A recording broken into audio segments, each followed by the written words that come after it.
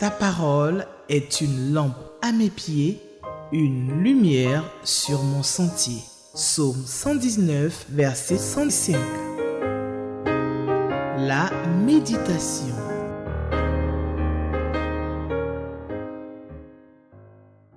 Shalom, chers téléspectateurs, amis de la lecture et la réflexion sur les Saintes Écritures. Je suis très heureux de vous retrouver à votre émission Méditons ensemble avec la Ligue pour la lecture de la Bible Côte d'Ivoire.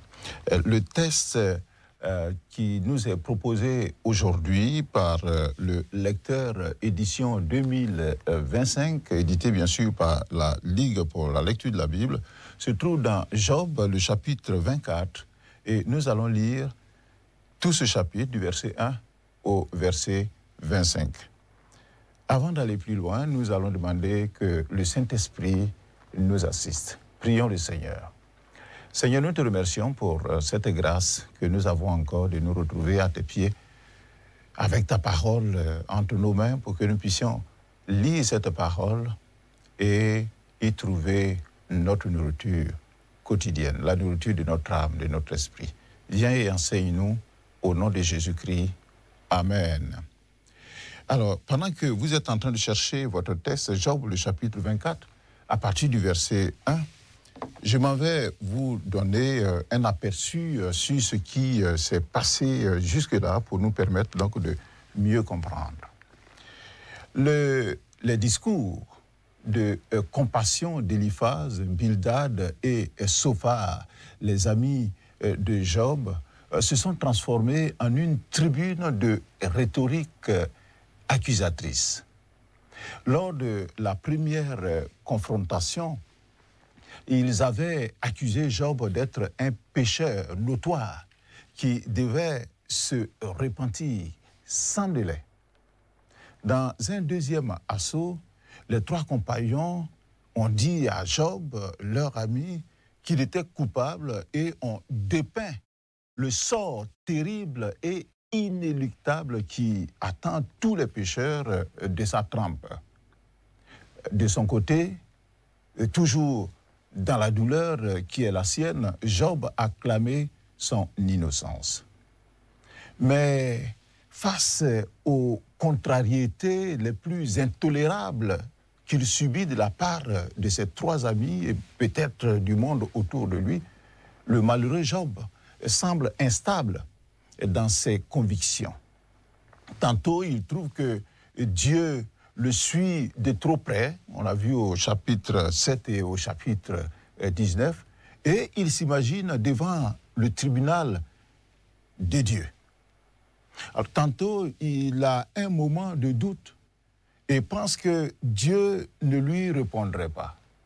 Nous l'avons lu au chapitre 9 et au chapitre 16 aussi. À plus tard, il est sûr que Dieu reconnaîtra qu'il a raison. Et qu'il a raison donc de clamer son innocence.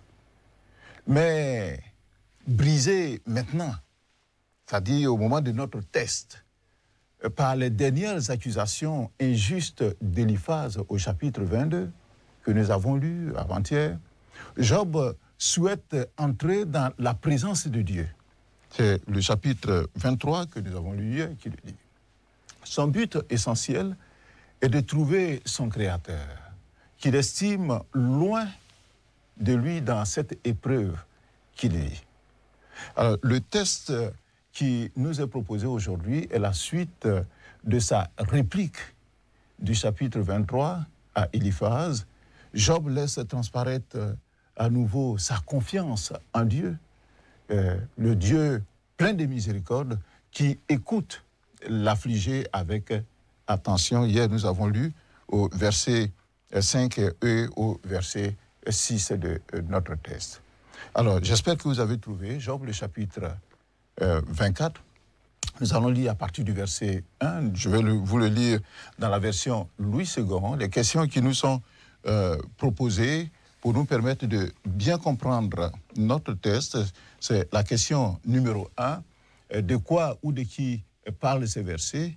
La question numéro 2, est-ce que ce passage m'apprend quelque chose sur Dieu le Père, Dieu le Fils et Dieu le Saint-Esprit? Et puis la question numéro 7, quelle vérité Dieu me révèle-t-il? Alors, à vos tests, à votre Bible, et lisons ensemble. Verset 1. Pourquoi le Tout-Puissant ne met-il pas des temps en réserve? Et pourquoi ceux qui le connaissent ne voient-ils pas ses jours? On déplace les bornes, on vend des troupeaux et on les fait paître. On enlève l'âne de l'orphelin, on prend pour gage le bœuf de la veuve. On repousse du chemin les indigents. On force tous les malheureux du pays à se cacher. Et voici, comme les ânes sauvages du désert, ils sortent le matin pour chercher de la nourriture. Ils n'ont que le désert pour trouver le pain de leurs enfants. Verset 6.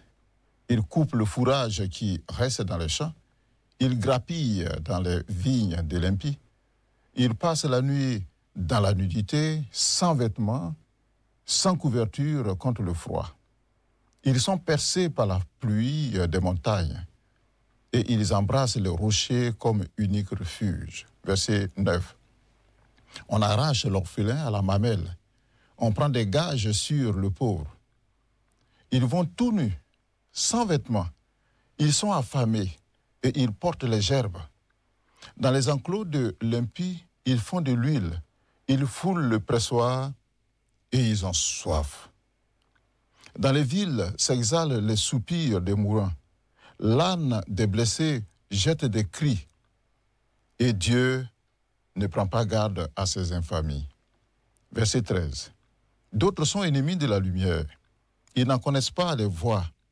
Ils n'en pratiquent pas les sentiers. L'assassin se lève au point du jour, tue le pauvre et l'indigent, et il dérobe pendant la nuit. L'œil de l'adultère épie le crépuscule. Personne ne me verra, dit-il, et il met un voile sur sa figure. Verset 16. La nuit, ils forcent les maisons. Le jour, ils se tiennent enfermés. Ils ne connaissent pas la lumière. Pour eux, le matin, c'est l'ombre de la mort. Ils en éprouvent toutes les terreurs. Et quoi? L'impie est d'un poids léger sur la face des eaux. Il n'a sur la terre qu'une part maudite. Il ne prend jamais le chemin des vignes. Comme la sécheresse et la chaleur absorbent les eaux de la neige, ainsi le séjour des morts engloutit ceux qui pêchent. Verset 20. Quoi? Le sein maternel l'oublie. Les vers en font leur délice. On ne se souvient plus de lui. L'impie est brisé comme un arbre. Lui qui dépouille la femme stérile et ses enfants, et sans enfants. Lui qui ne répand aucun bienfait sur la veuve. Verset 22. Non, Dieu, par sa force, prolonge les jours des violents. Et les voilà debout quand ils désespéraient de la vie. Il leur donne de la sécurité et de la confiance. Il a les regards sur leur voie. Ils se sont élevés et en un instant, ils ne sont plus. Ils tombent, ils meurent comme tous les hommes. Ils sont coupés comme la tête des épis. Verset 25, enfin. S'il n'en est pas ainsi, qui me démentira? Qui réduira mes paroles à néant? Amen. Le titre qui a été donné à notre test, c'est « Questionner Dieu ». Autrement dit, faut-il questionner Dieu quand on ne comprend pas une situation? Alors, nous n'allons pas répondre dans notre développement aux trois questions, à toutes les trois questions en les sériant, mais vous comprendrez dans notre développement que nous parlerons, bien sûr, et nous essayons de traiter ces trois questions-là. Alors, de quoi ou de qui parlent ces versets? Le silence de Dieu avait fait penser à Job que le Seigneur est inabordable et arbitraire même dans sa souveraineté. Alors, ce sentiment de l'éloignement de Dieu avait engendré la peur et le découragement dans l'esprit de Job. Mais face aux agressions incessantes de ses amis et devant l'impunité de l'injustice qui sévit autour de lui, Job se propose ici de questionner Dieu. Cette question de Job à Dieu se trouve au verset 1 du texte que nous avons lu. Et il dit ceci, d'ailleurs je vous le dis dans la version parole de vie pour que nous puissions encore avoir une autre version et mieux comprendre. Dans la version parole de vie, il a dit « Pourquoi est-ce que le Tout-Puissant n'a pas prévu des jours pour juger les gens, notamment les méchants ?» Job en appelle au jugement de Dieu. Mais pourquoi veut-il que Dieu juge les méchants? Du verset 2 au verset 17, Job fait une peinture détaillée du sombre tableau de l'injustice sociale autour de lui. La prospérité du méchant. Mais une prospérité sur fond d'exaction, c'est-à-dire sur fond d'abus, sur fond de violence, de tromperie sur les faibles et sur les plus vulnérables, sur les pauvres, sur les plus petits de la société. Job s'en indigne même au verset 12. Il dit, mais Dieu ne prend pas garde à ces infamies. Parce que pour lui, Dieu semble ne pas faire attention à cette méchanceté généralisée.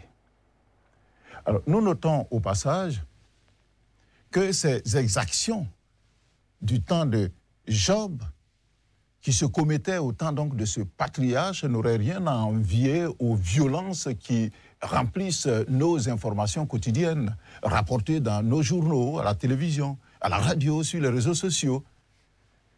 Comme quoi, on pourrait dire qu'il n'y a rien de nouveau sous le soleil. Ce qui se faisait hier, c'est ce qui se fait aujourd'hui, et peut-être c'est ce qui arrivera demain. Mais quelles étaient ces exactions du temps de Job? Il est dit dans notre texte que nous avons lu, notamment du verset 2 au verset 4, que des bandes de pillards dépouillaient les pauvres.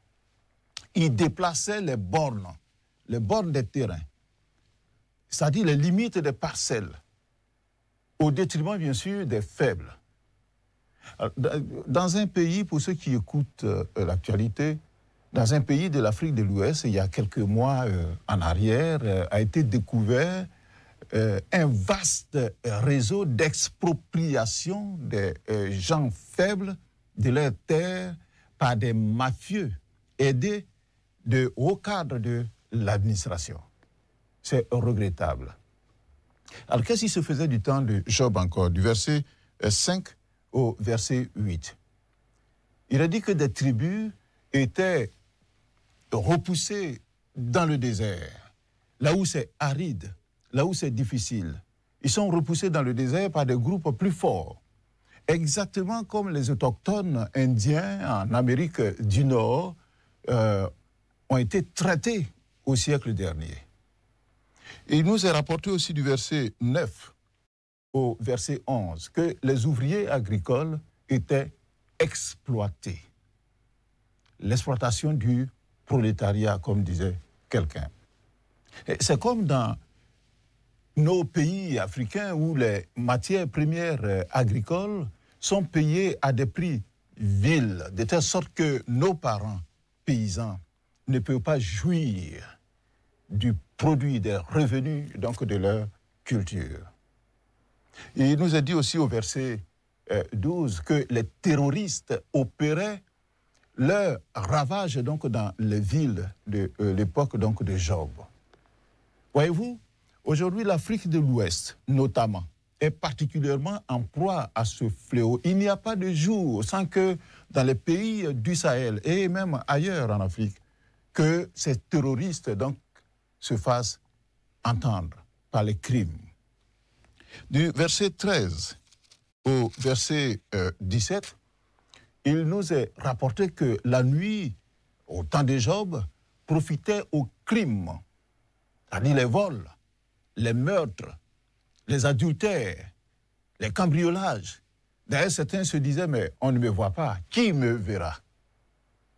Alors, le tableau aujourd'hui est aggravé parce le tableau de nos jours, c'est-à-dire de ces mêmes crimes, est aggravé parce qu'il se déroule au sein des nations dites civilisées ou même christianisées.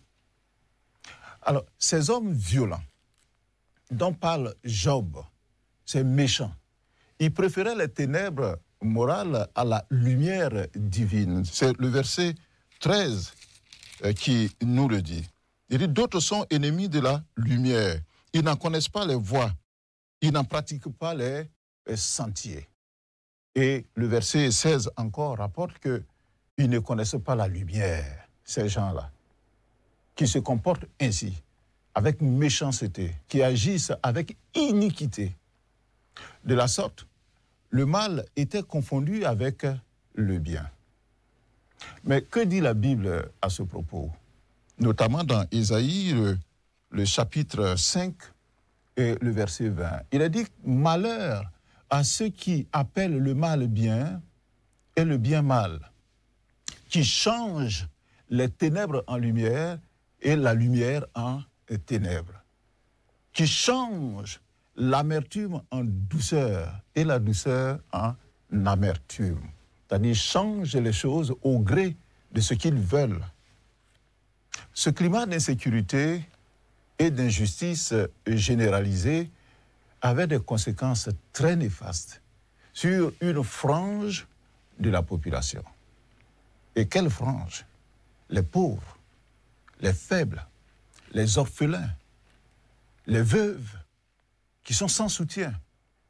Alors, cette frange de la population était acculée, violentée, et ils étaient contraints de se chercher. Mais comment se cherchaient-ils donc du temps de Job?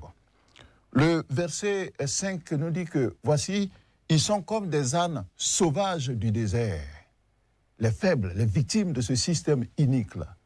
Alors, ils sortent le matin pour chercher de la nourriture, chercher leur pitance.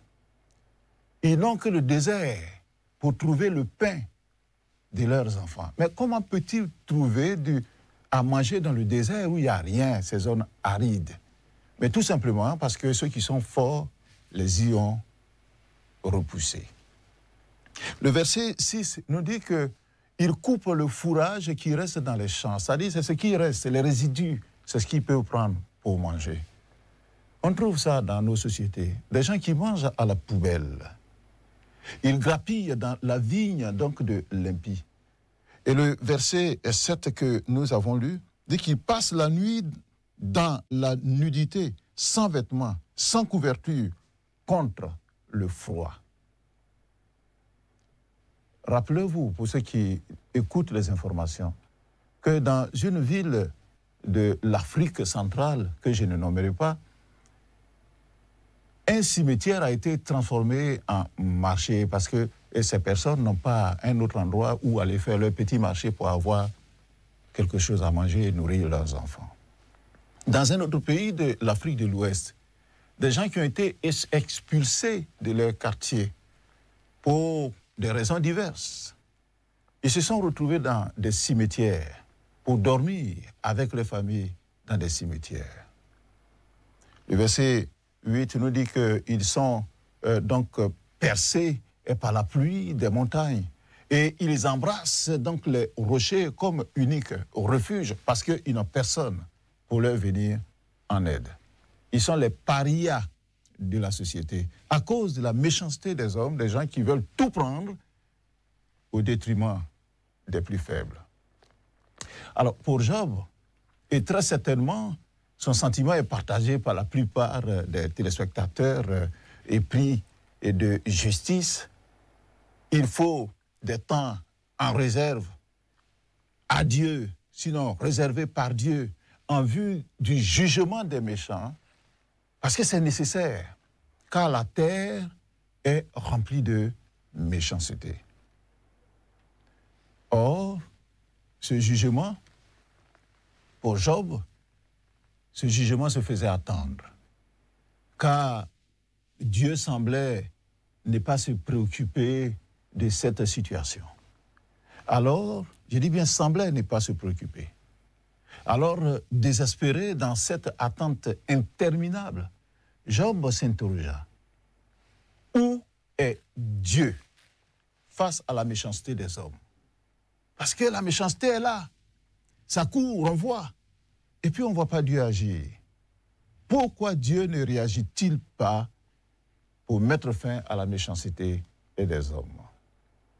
Job souhaiterait connaître ce temps de réserve pour le jugement. Et il se demande d'ailleurs pourquoi ceux qui connaissent Dieu ne voient-ils pas ces jours?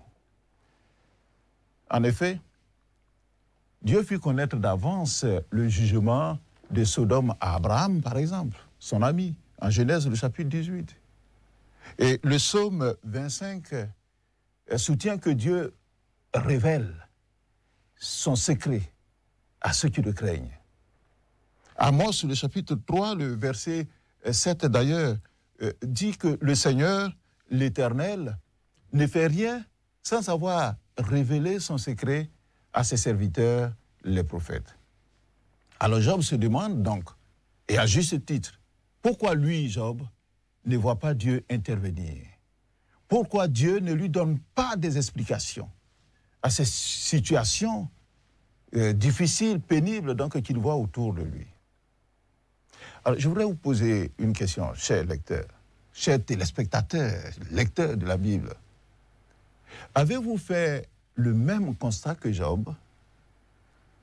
Est-ce que votre pays, votre ville ou votre famille vit ces injustices-là? Souffrez-vous vous-même de la méchanceté des gens puissants et intouchables dans votre société? À quelle solution, si vous vivez ça, si vous voyez ça, à quelle solution pensez-vous qu'on pourrait éradiquer ce grand mal-là, l'injustice, la méchanceté? Le jugement immédiat de Dieu est-il la solution? Alors si le jugement de Dieu n'est pas la solution, quelle alternative donc de salut pourriez-vous proposer? Alors justement, de salut, Job a relevé que ces gens, ces oppresseurs, des pauvres, ces méchants, n'ont malheureusement pas la lumière qui pourrait les guider sur le bon chemin. Et il admet la précarité de la solution, de la situation donc des méchants. Le méchant se trouve dans une situation précaire parce que le jugement est devant. Ésaïe nous dit d'ailleurs que les ténèbres ne régneront pas toujours sur la terre. Parce que la terre est remplie d'angoisse. Mais ce ne sera pas pour toujours, il y a une fin. Ainsi, si le méchant peut connaître une réelle prospérité, voulue même par Dieu, et ce, en dépit de son péché, Job, le chapitre 21 nous le dit, Job lui-même, plus que jamais, il est certain d'avoir raison. Et c'est ce qu'il dit au verset, laissez-moi trouver, au verset 25 donc, que nous avons lu. Il dit qu'il a raison sur la thèse de ses amis, qui défendaient que Dieu réprouve. Donc il condamne pour toujours les péchés commis sur la veuve, sur l'orphelin, sur le pauvre. Alors pour les amis de Job, et selon l'opinion donc de l'époque, on le voit au verset 18 jusqu'au verset 21, le méchant est déjà condamné. Il ne peut pas s'en sortir. Le verset 18, il dit que l'impie est pour toujours maudit. Et le verset 19 renchérit en disant que le séjour des morts l'engloutit. Le verset 20 dit qu'on ne se souvient plus de lui, c'est-à-dire du méchant. Il n'y aura donc point de salut pour le méchant. Mais je voudrais vous poser encore une question, chers lecteurs de la Bible. Selon vous, que devons-nous faire face aux ennemis de la lumière, tels qu'ils sont appelés ici par Job? C'est-à-dire face à la méchanceté sur les personnes vulnérables. Que devons-nous faire? Est-ce que nous devons souhaiter la mort du méchant pour que la situation donc se normalise?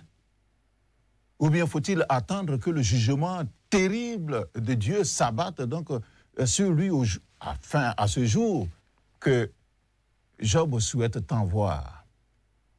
Ou alors faut-il développer et partager la lumière reçue du Christ en vue du salut aussi du méchant? Mais quelle est finalement l'opinion de Job lui-même sur cette situation? Et on voit son opinion à partir du verset 22 jusqu'au verset 25 de notre texte, jusqu'à la fin. Assurément, Dieu a éclairé l'esprit de Job. Il conclut son exposé en déclarant que Dieu use aussi de patience et de grâce envers le méchant. Mais pourquoi? En vue de son salut. Lisons le verset 22. Le verset 22 dit que non, Dieu par sa force prolonge les jours des violents et les voilà debout quand ils désespéraient de la vie. Et le verset 23, il dit que Dieu donne donc aux méchants de la sécurité et de la confiance. Il a le regard sur leur voie. Mais on pourrait se dire, mais c'est absurde, comment Dieu peut faire ça? En effet, Ézéchiel, le chapitre 18, je sais que vous connaissez ce texte, le verset 23, Ézéchiel 18, 23, déclare que ce que je désire, c'est Dieu qui parle. Ce que je désire, est-ce que le méchant meurt? Dit le Seigneur, l'Éternel. N'est-ce pas qu'il change de conduite et qu'il vive? Autrement dit, Dieu attend que le méchant change. Sinon, si cela n'est pas, si Dieu n'use pas de patience donc envers le méchant, qui de nous, vous et moi, chers téléspectateurs, chers méditateurs de la Bible, qui de nous pourrait vivre? Qui de nous pourrait être sauvé? Car nous dit Romains le chapitre 3, le verset 23, que nous connaissons, que nous récitons, tous, vous et moi, tous les hommes, toutes les femmes, tous les enfants, tous ont péché et sont privés de la gloire de Dieu. D'ailleurs, en vue du salut du méchant, Dieu nous a laissé des instructions formelles à nous tous qui avons connu la lumière. Et ça, on trouve cette instruction dans Ézéchiel, le chapitre 3, où le Seigneur dit au verset 18 que quand je dirai au méchant, un méchant, tu vas mourir. Si toi qui es juste, qui as connu la lumière, qui es chrétien, qui es chrétienne, si tu ne l'avertis pas, si tu ne parles pas pour détourner le méchant donc, de sa mauvaise voie et pour lui sauver la vie, ce méchant va mourir dans son iniquité et je te redemanderai son sang. Ah, ça, c'est quelque chose de fort.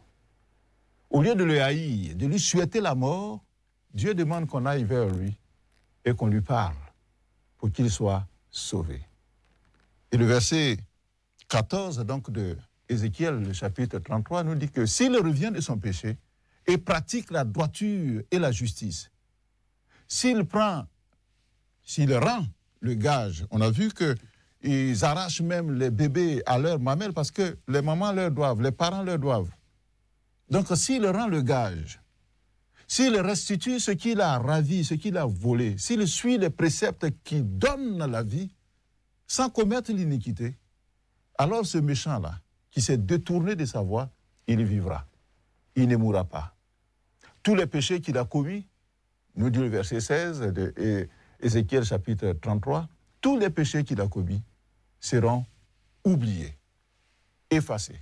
S'il pratique la droiture et la justice, alors, comme vous et moi, chers frères qui avons été sauvés, lui aussi, il vivra.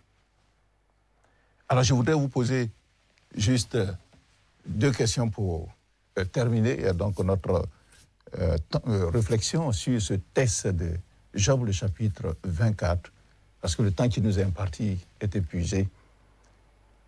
À écouter ou à lire ce que nous venons de lire sur la méchanceté, sur l'injustice, sur la souffrance que le méchant fait subir aux pauvres, aux malheureux, à la veuve, à l'orphelin. Es-tu blasé de voir l'injustice? Es-tu dégoûté par la méchanceté autour de toi?